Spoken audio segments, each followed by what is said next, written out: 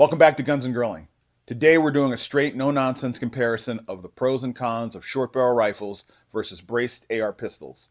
Which one fits your life, your wallet, and the potential legal considerations? When we're done, we're going to head to the kitchen and do a delicious smoked bacon honey cornbread. Let's get it popping.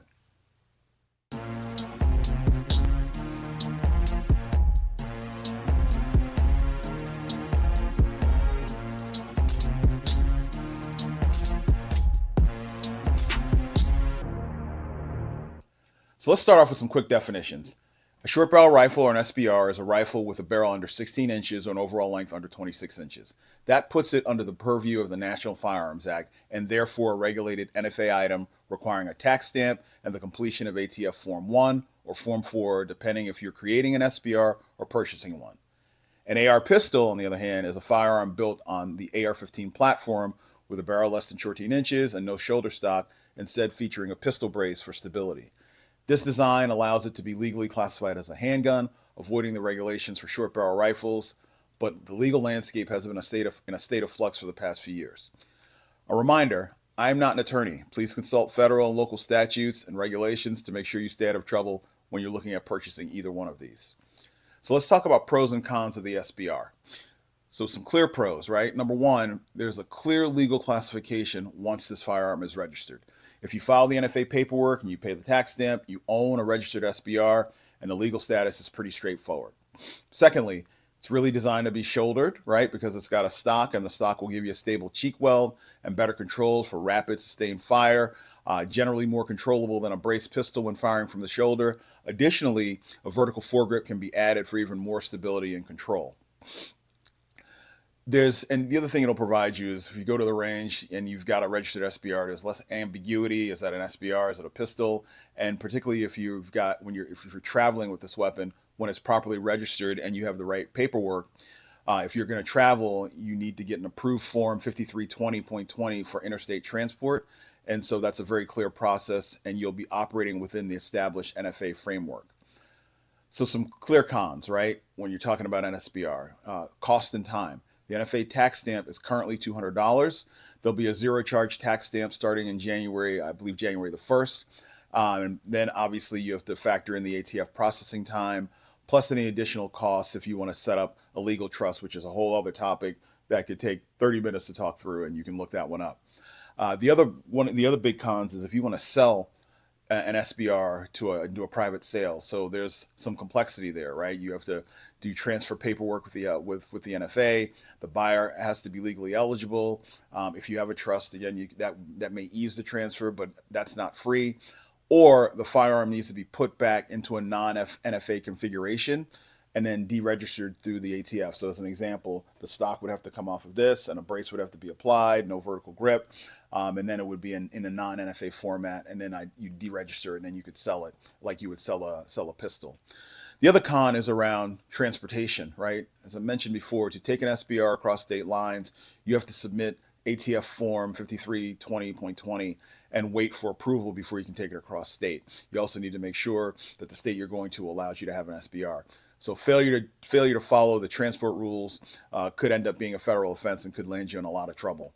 A few weeks ago, I spoke to someone at the ATF about another question that I had, and they indicated that the Form 5320.20 will be moving to an eForms platform by the end of the year, so that'll make it faster to submit and get approvals for travel, and so we'll see if that actually happens. So bottom line on travel, don't guess, right? Check your destination state laws first. Apply for the appropriate forms that you need to be able to travel. Make sure you have all your documentation, your tax stamps, etc. And again, if the destination state expressly bans SBR possession, I would not bring it there, even if you have all the paperwork, because you can get yourself in a lot of trouble. So let's talk about pros and cons around a braced AR pistol. One of the first pros, obviously, is a lower upfront cost, right? You can buy it, build it, whatever, and you can have a braced AR pistol and avoid the $200 tax stamp, as well as the wait for the ATF processing, and it's legally configured as a pistol.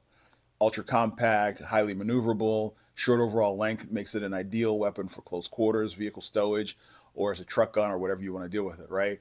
Much easier to sell and transfer. You can treat it like you would treat a pistol for most transfers and travel, but again, please confirm and verify local statutes. Some of the cons.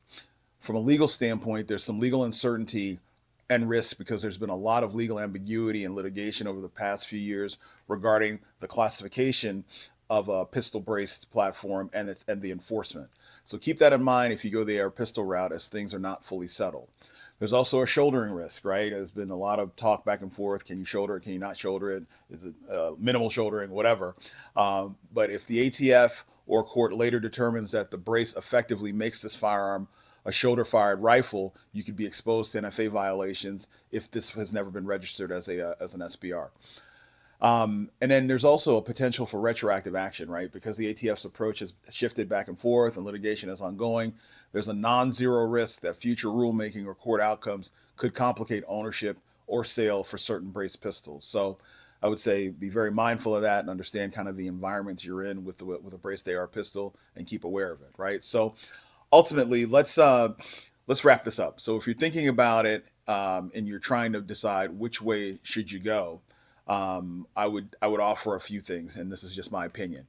If you want the legal certainty and the best shouldering ergonomics, and you want less issues from a legal standpoint that might get you in trouble, and you're okay with getting all the paperwork done, I would say the SBR route is the best route to go, because while it's going to be a little costly and a little onerous up front with paperwork, you're going to be much more legally protected having an SBR, and I think that's going to have less headache for you, my opinion. If you want compactness and lower immediate cost, and you're going to stay close to the legal developments around brace pistols routinely and really understand what's going on within the marketplace, I would say the AR pistol is a good one as well. But at the end of the day, you should always consult a qualified firearms attorney or your local FFL. And when you're unsure, check the atf.gov page for their latest guidance before you buy or travel with either of these. So it's been a good discussion on both the SBR and versus the brace AR pistol. It's time to head up to the kitchen and get cracking on some smoked honey bacon cornbread. So I'll see you upstairs shortly. Thanks. All right, in the kitchen here. Great discussion on SBRs and braced AR pistols. Now we're going to jump into the smoked honey bacon cornbread. It's my first time making this. I'm looking forward to it. I've made cornbread in the past, but not quite like this. So we're going to give it a whirl. So as always, let's go through the things that we're going to need to get this going. You're going to need a 12-inch cast iron skillet, which I've got over there, which we'll put on the grill here shortly. I'm going to be smoking with some hickory wood. You're going to need a pound of diced bacon, right? So I've already fried this bacon. It's a pound. I've strained it, and I'm going to save some of the fat to glaze the skillet so we can put it on the grill. So we've got this bacon. I've sampled a few pieces. It's very delicious.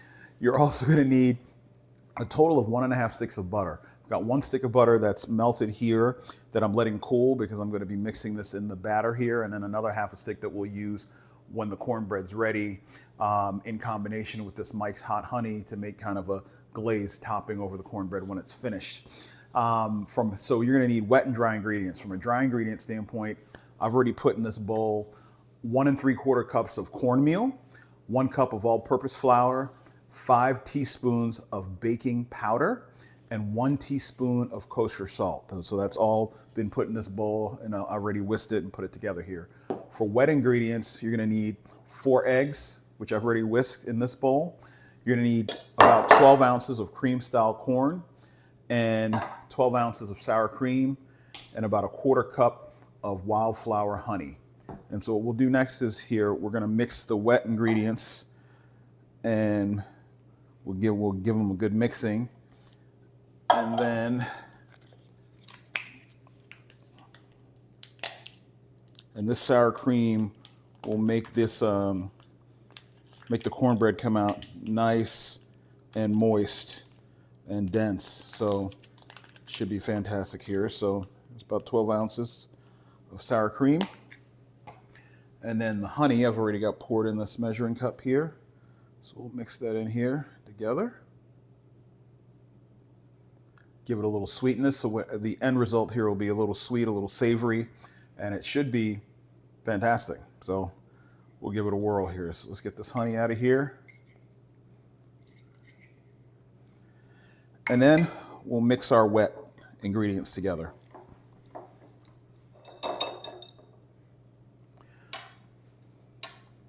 Okay, so I've mixed our wet ingredients together. Now I'm gonna mix the wet into the dry. And then we'll give it a good mixing to get this batter just right.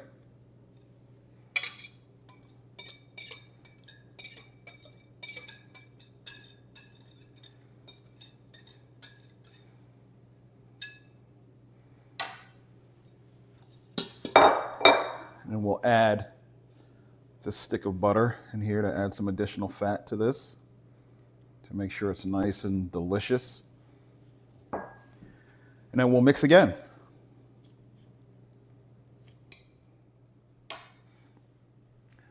So we've mixed the wet and dry together. We've got a nice batter here. Last but not least, we're going to drop in, after I take a taste, we're going to drop in our bacon, our chopped bacon, and it will fold this bacon into the batter.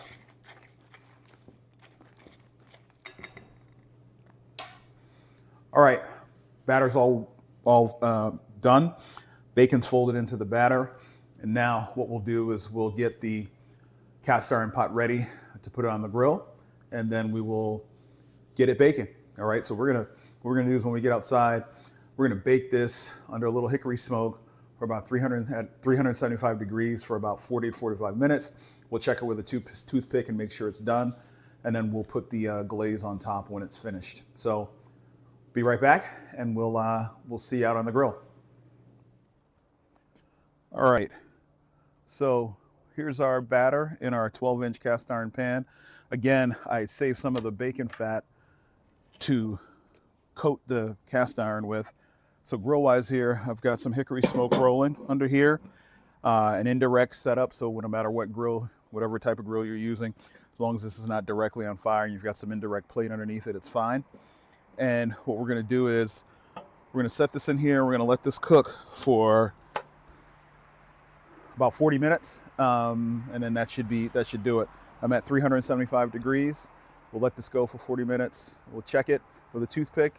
Toothpick's dry, it's ready to go. We'll bring it inside, and then we'll glaze it, cut, and taste it. So see you in a few minutes.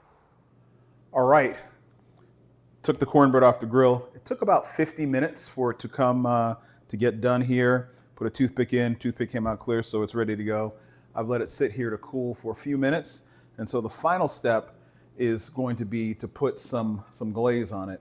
And basically this is just butter, half a stick of butter, and some Mike's hot honey that I put in here and mixed it together to, again, give it some additional sweetness on top of the savory. So what we'll do is we'll just pour this on here, and then we'll spread it across here. And then we'll cut, and we shall taste and see how this comes out.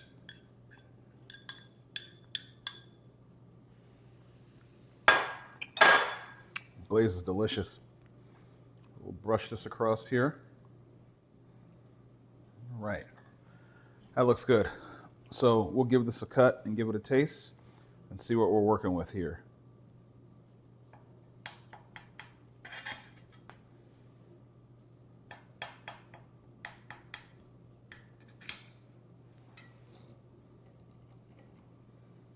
This may break apart, but let's see. All right, not too bad.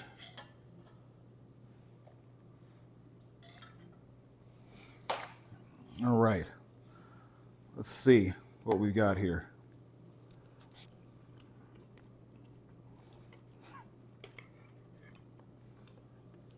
Yeah, it was really good.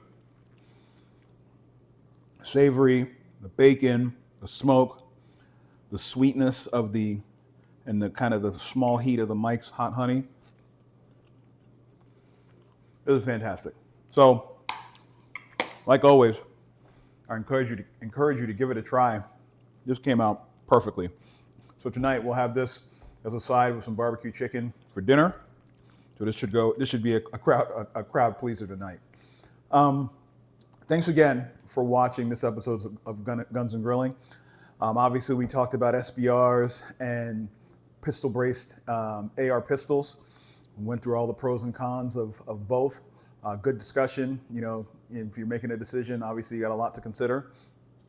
And then of course we finished up with this Honey Bacon smoked cornbread, which is, again, fantastic. But again, if you're enjoying this content, please like, share, comment, subscribe.